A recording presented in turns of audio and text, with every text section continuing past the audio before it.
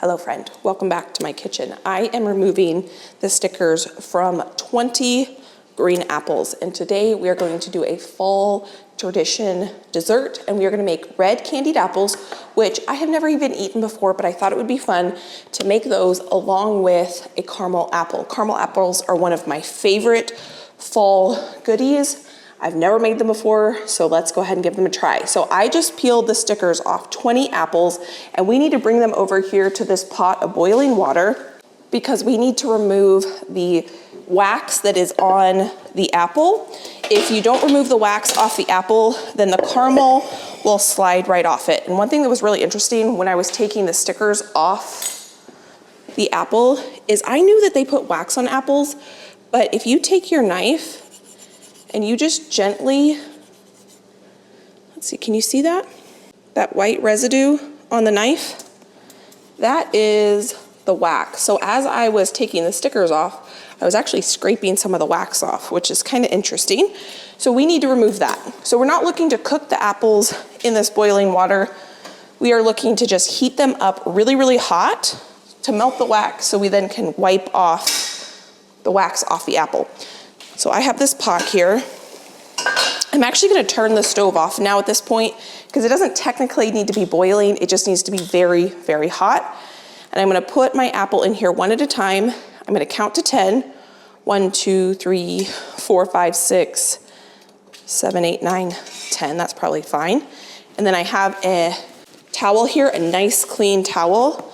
And we are going to rub this until we feel like we get all the wax off. Let's see.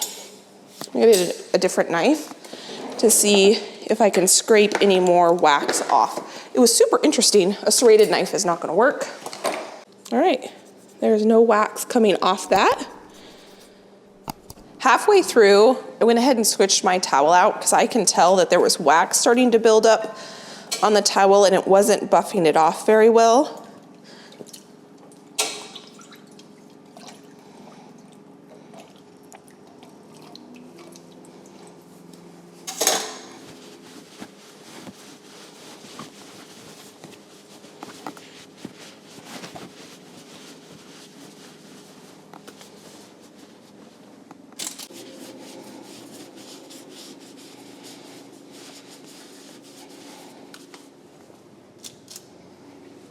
You can choose whatever kind of apple you want to make your caramel apples and candy apples with. I picked Granny Smith because we are going to be candying them and they're going to be very sweet in a sugar coating. So I think the tartness of the Granny Smith with the candied apples will go well. Same with the caramel apples. Most of the caramel apples I'm not only going to dip just in caramel, but I'm also going to dip in milk chocolate and we're going to put some crunchy toppings on it. So I thought the tartness would pair well with that. But if you have a different kind of apple you have on hand or you want to use, you can certainly do that. So now that we have the wax off the apples, I have these candy apple sticks. That's literally what they're called, candy apple sticks. These are the 7-inch ones. I can link these and the recipes I'm going to be following down below for you if you want to try making candy apples yourself. So I'm going to skewer these apples and I'm going to try to get about 3/4 the way down the apple, if I can. It's actually a little harder to do than I was expecting. The nice thing about these is they have a point versus you can use a popsicle stick if you have those on hand, but I think those would be a little bit harder to skewer the apple. And I did heat my water up once halfway through removing the wax from these apples. So I'm actually going to put all of these apples on one cookie sheet if I can, now that they are all ready to go. And then what we're going to do is we are going to stick these in the refrigerator. And we need these to get very, very cold so that once we dip them in the candy and in the caramel, it'll harden on the apple and it won't all slide off. While those apples are chilling, I'm gonna prep probably 2 cookie sheets with some parchment paper and a little bit of spray because obviously the candy and caramel is gonna be super, super sticky and we don't want it to stick to our cookie sheets. And I want it to be easy to clean up. That's why I'm putting parchment paper on here as well.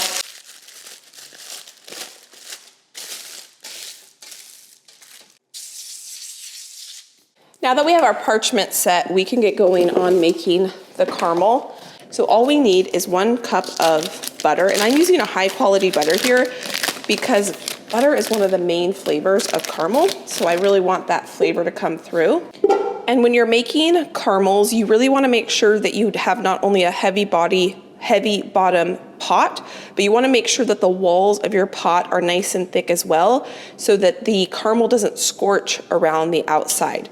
So this is only going to take a second for this butter to melt. So while this butter is melting, I can get, whoa!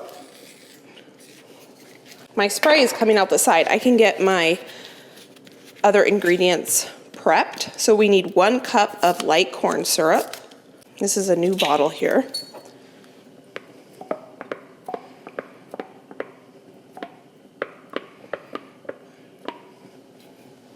1 14-ounce can of sweetened condensed milk. My sister, when I was probably in high school, or maybe, yeah, probably high school, she took sweetened condensed milk and put it in a pot of boiling water and boiled it for like 90 minutes. And she turned it into one of the best caramel sauces I've ever had. And I just saw someone do that same thing, but they put it in their slow cooker covered in water for 4 hours. And I had forgot about that trick, and I need to try that again. All right, melting the butter. That butter is almost melted, so I'm going to go ahead and get my milk and my corn syrup in this pot. Now I'm going to add 2 cups of brown sugar. I'm going to put this in the middle of my pot.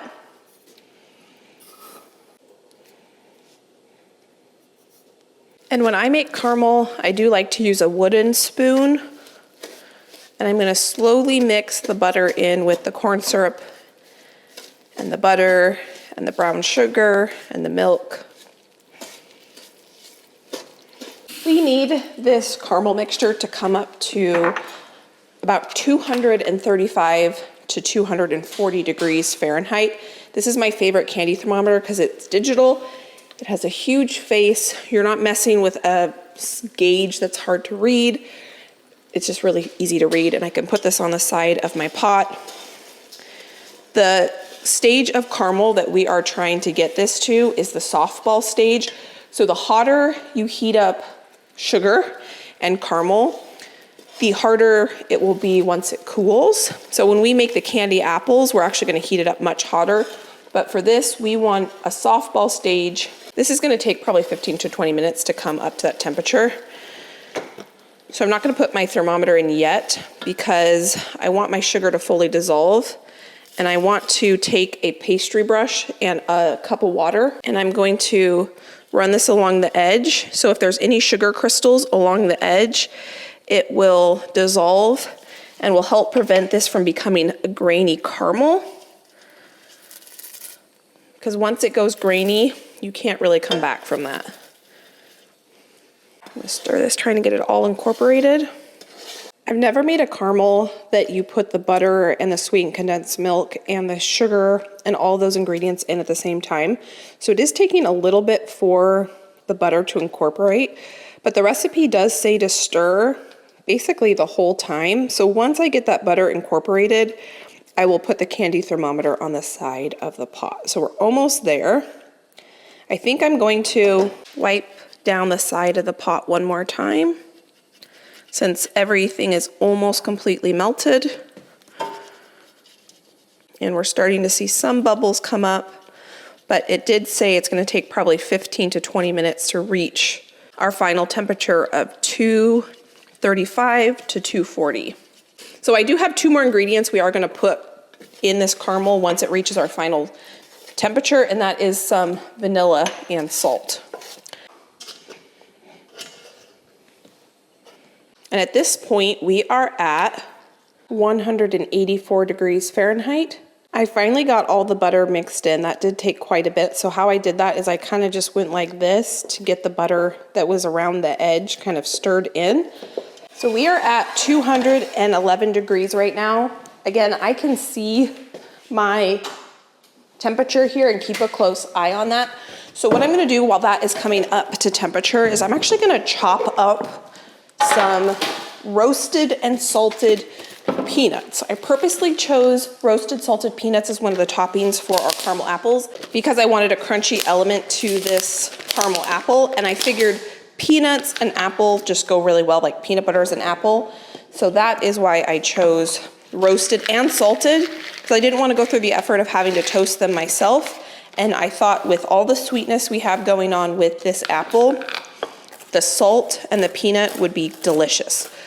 But these peanuts are whole, and I want them chopped up a little bit. I don't want them super fine, but I at least want a good rough chop through them.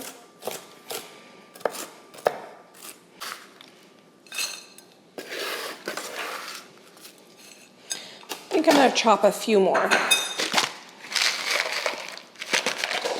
You can put whatever you want on your caramel apples. You could do dark chocolate, coconut, M&Ms, pecans, walnuts. This is just the combination that I thought would be delicious. And when we would get these caramel apples dropped off at the dental office, they would have one that was like this, and it was always the one that I wanted to try to get a piece of if I could. Typically what we would do in the back office is we would just cut them into a bunch of pieces, and then everyone could try each one. If you're ever curious, you probably never thought about this, but the back office of a dental office around the holidays is always jam-packed with sweets, because the specialist will give the office little treats as thank yous for referrals. And so that's why it's always jam-packed with sweets. So you can see the last 15 degrees usually takes the majority of the time. And even just stirring this a little bit, it's dropped a little bit in temperature. So this is not boiling as much as I thought it was going to. So what I'm gonna do is I just heated up this pot. I want a deeper pot when I actually go to dip my caramels. So this pot is now hot. So I am going to actually transfer this caramel into here because it's going to be easier for me to dip my apples once the caramel is done. So this is, I think, a 6 or 7 quart Dutch oven, and I'm putting my caramel in a 2-quart pot because it'll just be easier to dip my apples in a 2-quart than a, well, it might say on the bottom here. This is an 8-quart pot, so way bigger than I need. And I'm probably gonna get a better temperature reading with this because more of the thermometer end is gonna be in the caramel. The recipe did not say what size pot to use on any of the websites that I read. This particular, I just saw 160 and I was like, it dropped that much? I don't think so. It's just taking a second to come back up to temperature. So what I'm gonna do, this is now boiling. I'm gonna go run and grab, well, I don't wanna get my apples quite yet. That cooled the caramel down quite a bit. Now I'm getting a lot more boiling. Okay, here we go. We're at 221, which is about where I decided to transfer it. I think it took just a second for this. Okay, we're at 225. I'm gonna go grab my apples because it's starting to come up to temperature pretty quick here. So I'll be right back. Here they are. We're at 235 right now, perfect timing. So what I'm gonna do, we need it between 235 and 240. I'm gonna go ahead and add a good pinch of salt because I think the salt and the sugar and the tartness all mixed together is gonna be delicious. I'm gonna go ahead and take this out. The stove is off now at this point. I'm gonna add 2 healthy splashes of vanilla, and that's gonna make this bubble up a lot. One recipe I read said you should cool this caramel down to 190 before you start dipping it. This recipe does not say to do that. And one recipe I read, because I read a bunch of them, said that you actually, as you're dipping, you need to reheat the caramel up because you are working with cold apples. the caramel starts to set up and it gets too hard and you can't dip them anymore. So what we're gonna do is take our cold apples and swirl it, and I wanna cover the whole apple. And then one recipe said, hold it kind of upside down just a little bit while it hardens. And that way it doesn't all pool to the bottom.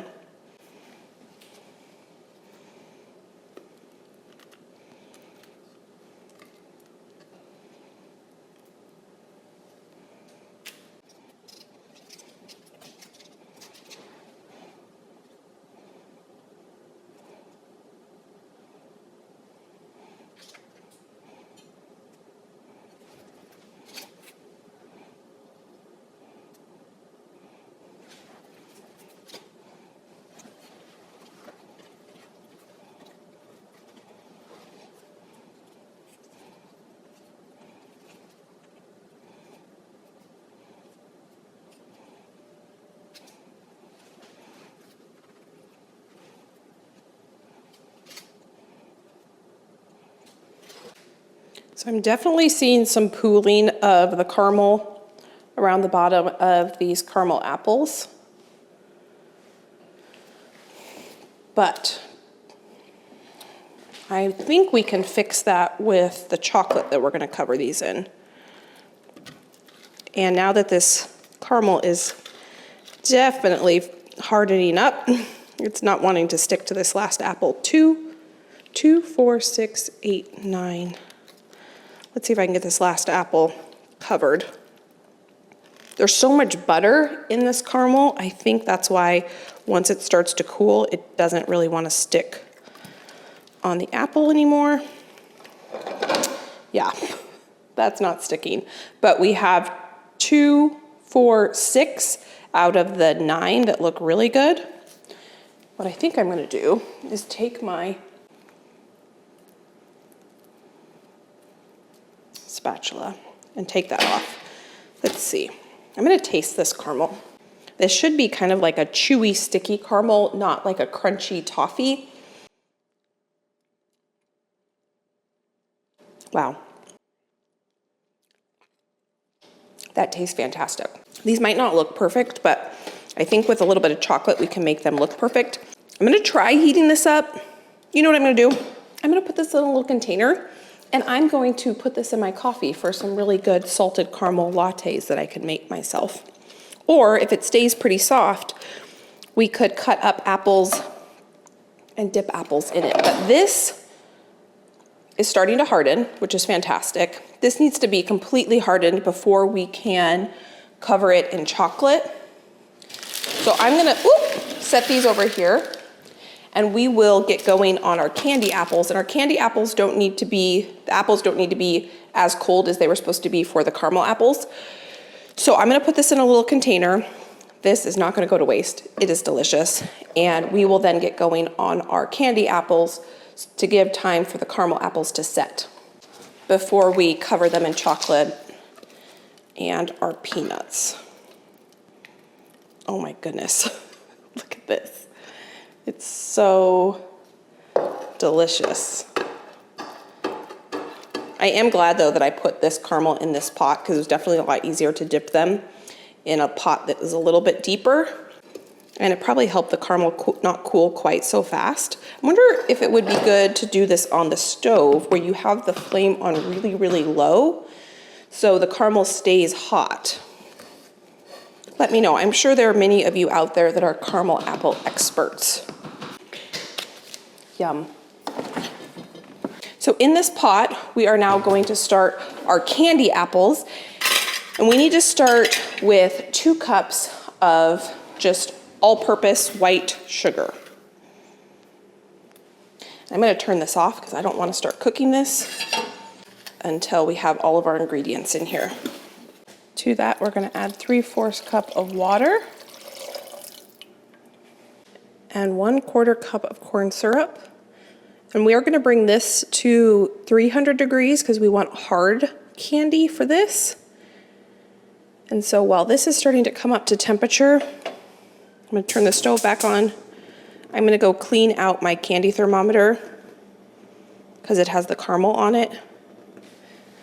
I did put some spray in this so that it would allow the corn syrup to come out pretty cleanly. I'm gonna carefully stir this together, making sure to try not to get any sugar crystals on the side of the pot. And then I have my candy thermometer here. Candy apples are traditionally red, and so I bought this food coloring. I've used this many times before. This brand, Watkins, does not use any artificial color in their dyes, and so I'm gonna use the red one. I do know, because I've used this quite a few times, that the color is not as crazy vibrant as if you used artificial colors. So I am gonna put probably twice or 3 times the amount of color in here that the recipe says to use, because I know it takes a lot more of this dye to get to a vibrant color.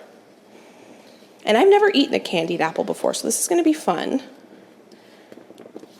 I've certainly seen them and been very curious to give them a try. So I'm pretty sure we're supposed to add this in right now in a large saucepan over high heat. I have it on high heat. Stir together the sugar, corn syrup, and water. Bring mixture to a boil over medium heat. Stir in the food coloring. Insert a candy thermometer and cook until it's hard crack, which is between 300 and 300 degrees Fahrenheit. It's gonna take 15 to 20 minutes for that to happen. So we are almost at a boil. So as soon as we are at a boil, I will add our food coloring. I can link this food coloring down below for you if you wanna check it out. That's looking a little purple to me. I want this red, so I'm gonna add a little bit more.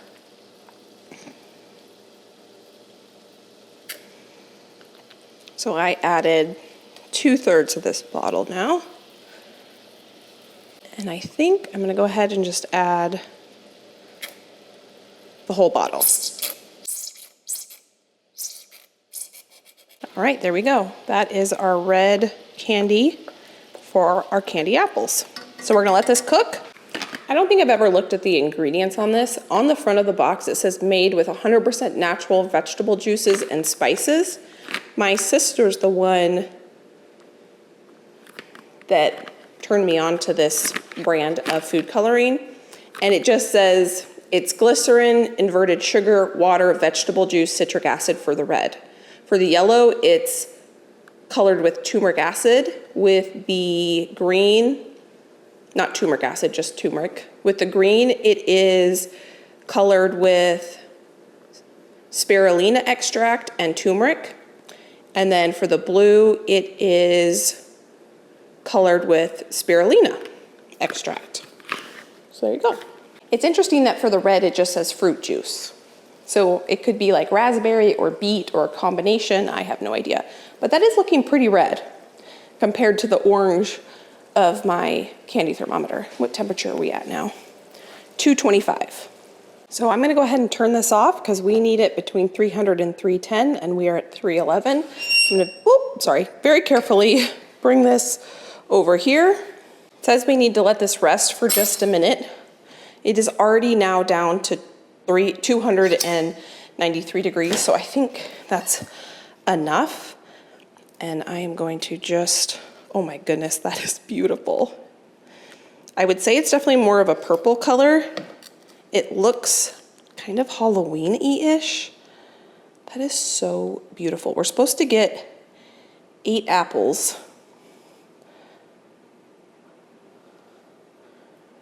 You know what would be fun? To have a dinner party and to have a candy apple sitting on each place setting and having this be part of the table decor. It would be the dessert, but it would also be part of the table decor. That's actually what gave me this idea to do this, is I wanted to do it for the last dinner party I had, but I did not have the mental bandwidth to do it. So maybe I will do that sometime. I think that would be really fun. I think I should probably put, yes. It's starting to ribbon a little bit. I'm gonna put this back on the heat, on high, and I'm gonna dip these apples over here on the stove. which is what I think I should have done with the caramel apple, because these apples are cold, and so they're cooling down the caramel and this sugar mixture pretty quickly.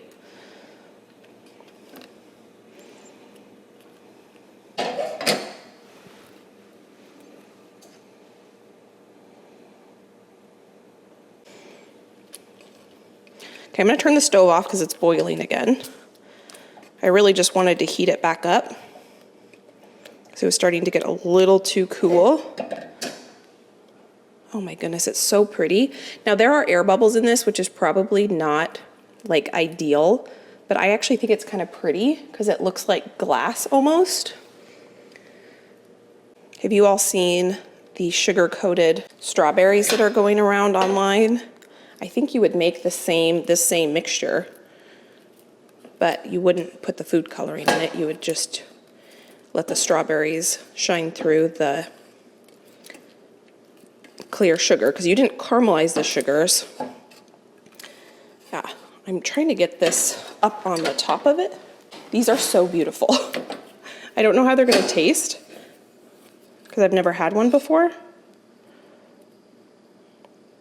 Okay, I think that's all I'm gonna get. So out of this recipe, I got 2, 4, 6. The size of your apple obviously would affect how many you can get. If you had smaller apples, you'd probably be able to get more. And I have this much sugar in here, but I don't think that's quite enough to sugar coat one more apple. I'm just gonna let these cool. We got a few extra apples, which we'll just eat with probably that caramel that I put in the refrigerator. And now we're gonna decorate our caramel apples. So I just pulled these out of the fridge. And we do have some apples that look absolutely perfect. Like this one just has a tiny bit of caramel on the bottom. Some of them have a lot of caramel on the bottom. So this is what I'm thinking. The texture of this caramel is absolutely beautiful. I'm gonna put some gloves on. And I am going to actually experiment with, how about this one? Because here I had some caramel that kind of dripped off. This would be a perfect caramel apple just like this, but because I want to decorate them, I don't want this big kind of skirt of caramel on the bottom, because that's gonna not be able to be dipped in chocolate very well. So I'm putting gloves on so I can kind of shape this caramel around the apple nicely, just like that. I'm using gloves because I don't want fingerprints and things like that, because I'm gonna gift a lot of these away. So I'm just gonna use my gloves in order to do this. And I'm gonna try to get this caramel a little bit more even. This was the very first apple I did, and it's almost perfect. And I think it's because the apples were probably the coldest. So next time I do this, I'm definitely gonna put the apples in the freezer.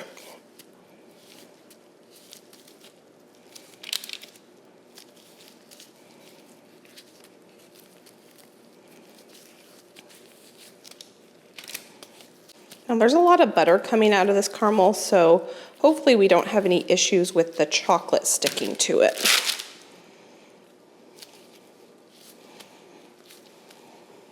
I'm going to replace this piece of parchment paper that I had on here that had all of the spray oil on it, and I'm going to put these caramel apples on one that doesn't, just to get a little bit of that oil off, because now we're going to do the fun part where we're going to decorate it with chocolate and nuts. And again, you could do this with crushed up Oreos, crushed up pretzels, M&Ms, marshmallows.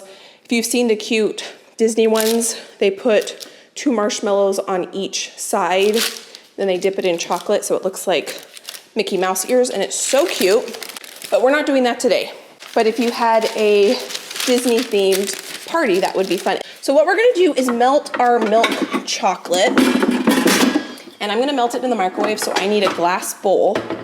And I have milk chocolate here. Again, use milk chocolate, white chocolate, whatever kind of chocolate you like, dark chocolate. I actually went to a wedding when I was pretty young. I probably was in like 6th or 7th grade.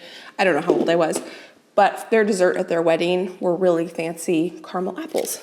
And I always remember that because it was pretty unique. I am not fancy when it comes to melting chocolate. I do it in the microwave in 30-second intervals, and this is what we got right here. Beautiful milk chocolate. Uh-oh. I touched them. I don't want a crazy amount, so I did heat this chocolate relatively warm because I knew that these apples are kind of cold. And I'm gonna shake off the excess. I don't want a huge thick layer. I just want a nice layer. And I almost forgot what we're gonna do next is I'm going to, I think, cover the whole thing.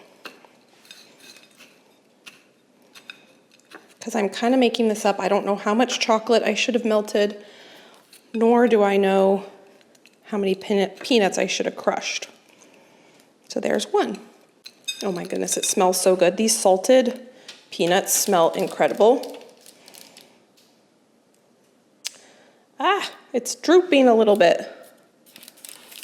You know what I think I'm gonna do? I'm gonna take this and pop it in the refrigerator.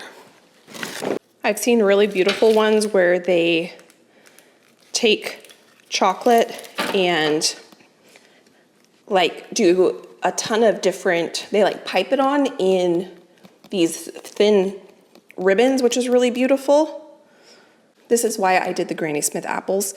If I was just gonna do the caramel, I think an apple that is a little bit sweeter is what Josh personally would like better.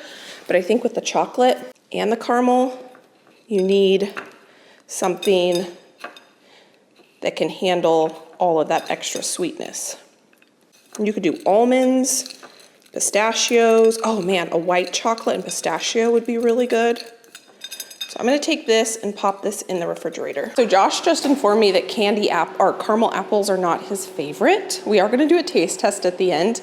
What do you think of one that's caramel and chocolate and apple? Because he said he doesn't like Granny Smith apples because they're too tart. It has potential. He said it has potential. Yeah. So we'll do a taste test and then the candy apple, which I've never tried. Have you ever had a candied apple before? I don't think so. Okay, we'll try that together too. I did not realize Josh did not really like caramel apples, but hopefully he likes this. I know I will like it. And I'm sure the people that I'm gonna gift these to hopefully will like it.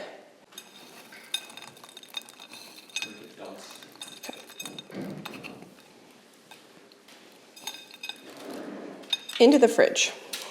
Do any of you all remember back in the day, not Starbucks, Costco used to have a ice cream bar that when you ordered it at the cafe, they would dip it in milk chocolate and then dip it in almonds. This is reminding me of that. I wish they still had it because I think it was probably one of the best things they ever had in their cafeteria. Do you remember that, Josh? Nope. You didn't grow up going to Costco though, did you? No. Versus that was like my favorite activity as a child was to go to Costco with my mom because we would get pizza and I just love going to Costco. We'd go shopping at Winco too. We'd go early in the morning. Usually we would go to Winco because if we got to Winco by, I think you had to be there before 9, they served coffee. So my mom, well, I would get my mom coffee and I thought that was pretty cool. So it's self-serve. And then after Winco, we'd go to Costco and then we'd get pizza and an ice cream bar. But I don't think they do that anymore. And I'm not gonna have enough chocolate to do all these, so I'm gonna try to do 6. So what I'm looking for are the ugliest ones. I have 2, well, maybe I already covered one. I had 2 really pretty ones. So I'll leave some just plain. This one for sure, because this is the best looking one. But when I would get that ice cream bar, I would always get it with the almonds.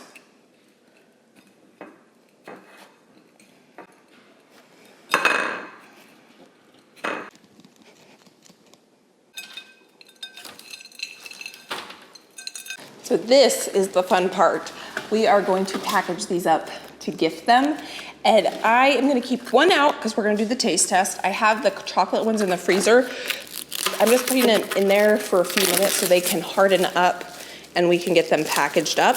I have just some cellophane here that I got at the Dollar Tree along with a couple different ribbons. I'm gonna cut it.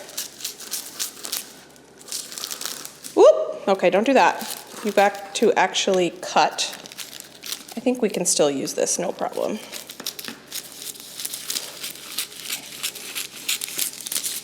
Let's see how big I need it, and I can make a template one. So I'm gonna keep the ugliest one for myself.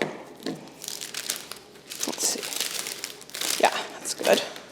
Put that in the middle.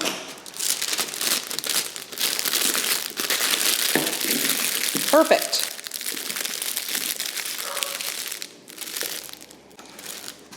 Is this black ribbon way too big for this? I thought the black and the red would go cute together for kind of like a hint to Halloween.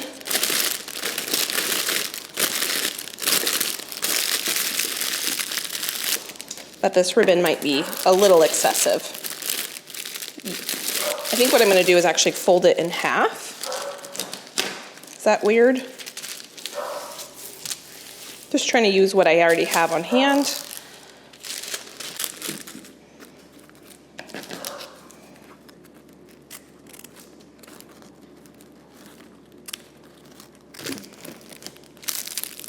I mean, how cute is that? That on a tablescape would be adorable. So I'm gonna do that 5 more times.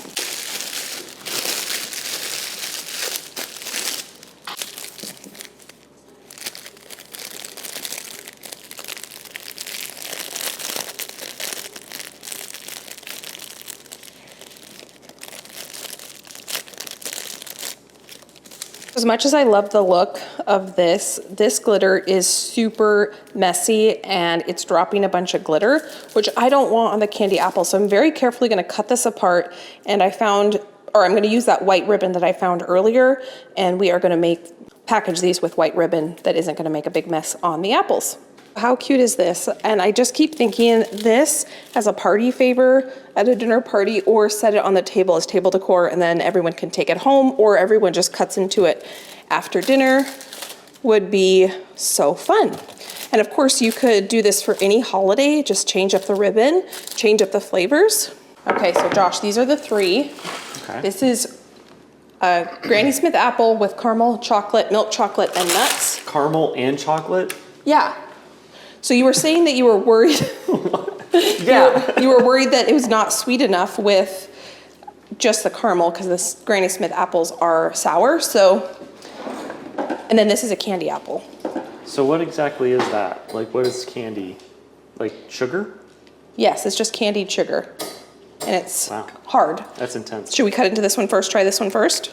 Sure. Oh yeah, I like the idea of cutting into it. Crunch. I can't imagine sinking my teeth. You probably didn't watch Laura Ingalls. I'm in frame. You probably didn't watch Laura Ingalls Wilder, did you? No. Because there is a scene, isn't there an episode where Nellie or someone has a candy apple? I feel like maybe that's the first time I ever tried it. So I want to hear this crunch real quick. There's a crunch. So there's that for you.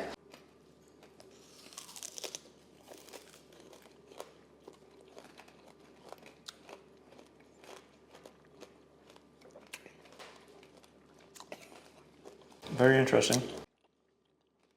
It's good. Interesting It's good. juxtaposition Yeah, between the crunchy and the soft. that's good. It's definitely sweet. And I didn't put a ton of it. You can see how thick that layer of candy is on there. I like that. Do you think there are people that just bite into that? I don't know. Do people just bite People into just that? bite. I feel like you could lose a tooth.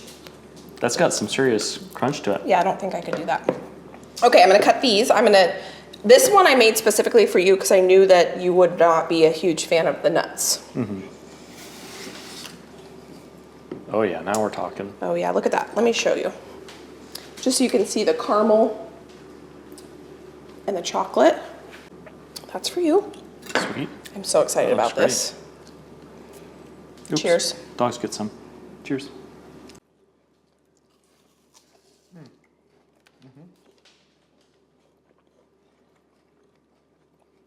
Caramely, chocolatey. The salted peanuts. You want to taste this? I do kind of want to put the nuts in there. I feel like the salted peanut is really the key to that because it balances the sweetness and the tartness. You can already, there's a lot of nuts falling on the ground. You like the nuts? Yeah, it's good with nuts. It's like a Snickers bar, but healthy. Oh, it's an apple. So Josh was just telling me he's eating more of the caramel apple, so that's a good sign that he likes it. That he would, growing up, his mom would buy those. Was it your mom buy the tubs of caramel that you could dip in? It was like caramel and cream cheese or something. Oh. That she'd mix together. Okay. Or something like that. Well, what about that do you like more than an actual caramel apple? Like the apple that's dipped in caramel. You like to be able to do the ratio yourself? I like to have control over where my teeth are gonna go Okay. into the treat. So if you dip something, then that goes straight in the back of your mouth instead of into your front teeth. I see. Well, there is a whole tub of caramel in the refrigerator that I was not able to put on these caramel apples because it hardened too quickly, but it's still soft. So if you want just to slice up an apple, you can do that. Cool. I'm gonna have another bite. It's very good though. With the nuts. It's better with the nuts. Salty. And the milk chocolate, I really like it with milk chocolate. I think next time though, I would try a dark chocolate. Oh, he's getting another piece. Oh, you know what I might do next time? He's eating some. Almonds. It's all nuts to me. He's not a big nut fan, but you like it with the salted nuts. I like peanuts though, generally. Oh, really? Okay. Well, I mean, I like usually no nuts more than peanuts, but I like peanuts. In the hierarchy, they're towards the top. Did you like the nuts better than without the nuts when it comes to this though? This one instance. Look at that. We're making progress, friends. Maybe one day I'll be able to put walnuts in my brownies. No. That's absurd. Crossing the line. Well, all of these have someone's name